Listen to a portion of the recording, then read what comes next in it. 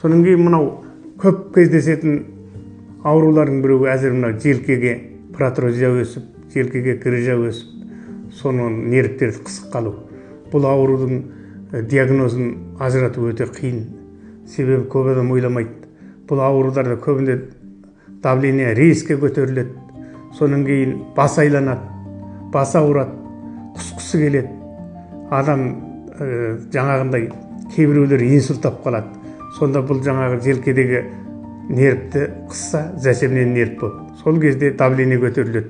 Сонымен қатар адам құсқысы келіп, жүрегі айнып, мазасызданады. Бұндай аурудың не екенін таба алмай жүрген адамдар өте көп. Бұл жаңағы желкедегі нервтің қысуынан болады. Бұған жаңағы жай массаж жасауға болмайды. Көп адамдар менің желкем қарысып тұр, уқалап жіберші деп баладысына, болмаса үйдегі жолдастарына массаж жасатып уқалатады. Бұның кейбіреулері массаж жасаған дұрыс. Көбінесе мына желкеде нерв қысқанда қолмен массаж жасауға болмайды. Себебі ол одан арман кейін хуже болып қалады. Сондықтан мынау желкедегі нерв қысқан ауруларды бірінші диагнозын қою өте қиын.